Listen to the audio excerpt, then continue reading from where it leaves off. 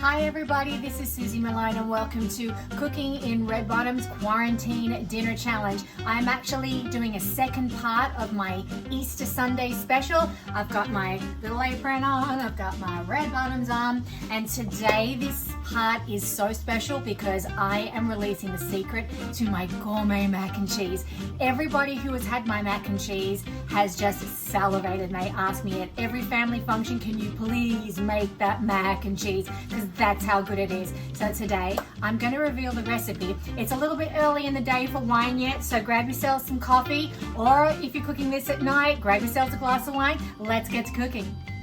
So this mac and cheese is so decadent. I usually only cook it for special occasions and holidays. Usually I cook it for Thanksgiving and Christmas, but it's Easter and we're in quarantine, and my husband and I are inside. We can't do anything, and my poor neighbor Jerry, he is just waiting for this mac and cheese. So I'm like, all right, come on, let's just make it. Okay, so the difference is with my mac and cheese is I don't actually use macaroni. I use an egg noodle. So that's the difference. It's much lighter, and when we have all the gourmet cheeses in it, you're gonna really know the difference. So the rest of the ingredients are pretty easy, but they're also very decadent, which is why you can only afford to have this once in a while. This is not your Kraft in a box mac and cheese at all. So I use about 4 or 5 different cheeses.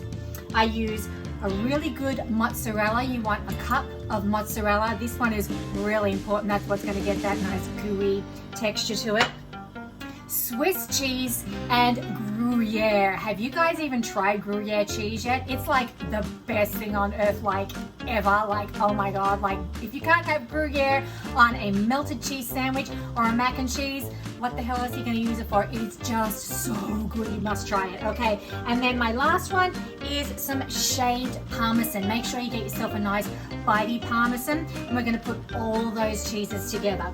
Then we're going to follow that by 2 cups of heavy whipping cream, and we want 1.5 cups of milk. Now, I am actually a little bit lactose intolerant, I know, with all these cheeses, right? So I try and keep it sort of balanced a little bit. So I actually use a lactate milk.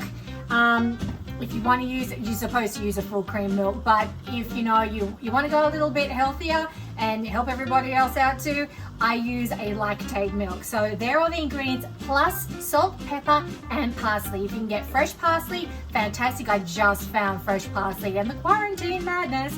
If you can't find fresh, you can use dried salt and pepper, and that's it. It's really, really easy. So what you're gonna do, the first thing that we're gonna do is make our egg noodles, because we have to cook them and we have to let it come down to a room temperature, because you don't want the cheese and the milk and the cream to curdle. So the first thing you're going to do is get your pot nice and bubbly rolling. Don't forget to salt your water for your pasta, like so. And when that gets to a nice rolling bubble, we're going to stick our egg noodles in. So I'll see you soon.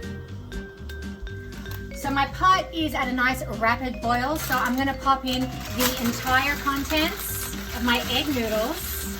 Actually, I might just do 3/4. There we go. And I'm going to let that cook as per the directions. 7 to 9 minutes. I'm going to put it in for 8 because it's going to go into the oven eventually with all the cheeses. So it's good if it's just before al dente, and the rest of it will cook in with the milk and everything into the oven. So I will see you soon once our pasta is ready. Pasta is ready, so we're just going to turn it off. And this time, we're going to drain it completely. This is one of the few times that you'll hear me say, actually drain all your pasta water. So we're going to take this, I'm going to drain it, bring it right back.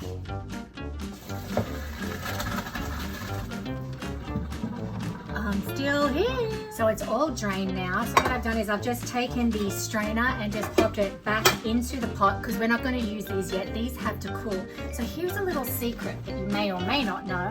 So your pasta doesn't stick together, just lightly coat it with a little bit of olive oil, like so. Give it a little bit of a shake, like so. Make sure it gets through.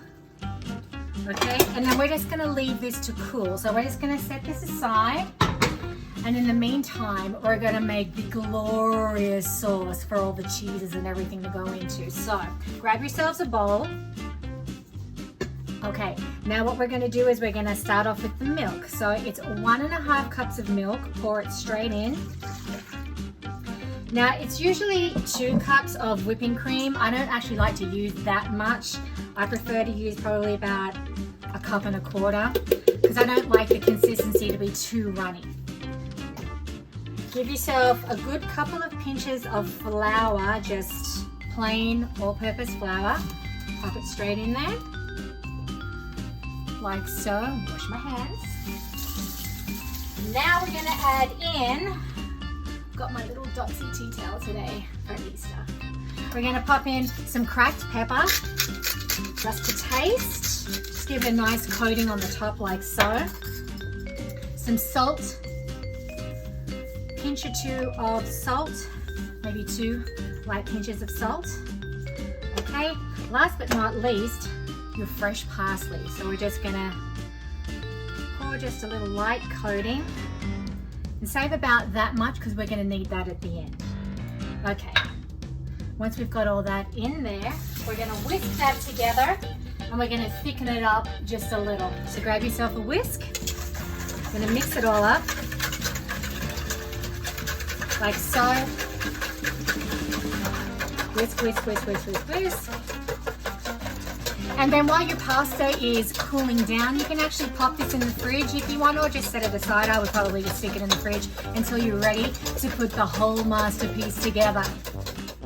Once your egg noodles are at room temperature, I actually cheated a little bit. I let them sit for about a minute and then I popped them in the freezer for about 10-15 minutes. So now they're at a nice temperature where your milk and your cream mixture will not curdle. So we're gonna set them aside and we're gonna put this together. Now, if you want to, in the last stages, add a lobster or a ham or something to it, you can. Just put it in at this stage before you put it into the oven. So the first thing that we're gonna do is take your prepared baking dish, make sure it's greased really well. So I just got some spray on canola oil and I just spray the edges and the bottom. And then what we're going to do next is layer it. So you're going to take your egg noodle mix and just pop it in and just layer the whole bottom of your baking dish. Like so. Spread it out. A little bit more. Okay, that should be good. Make sure you get it into all the corners of your baking dish. And now let the layering begin. So, grate up all your cheeses. Now, as I said, I have my Swiss and my Gruyere, and I've actually mixed them together. So this is a mix of Swiss and Gruyere together. So I'm just going to generously, very, very generously coat the entire top of your egg noodle. Okay, that's good. And then we're gonna add your mozzarella on top of that. So once again, very generous. Make sure you get that mozzarella right into the corners here. And of course, directly into the middle. Just give it a really good coat. This is really decadent. You're not gonna be able to eat this throughout the year very much. Okay, then from there, so it's just those cheeses. So your mozzarella, your Gruyere, and your Swiss. Next layer of your egg noodle. This is the final layer of your egg noodle.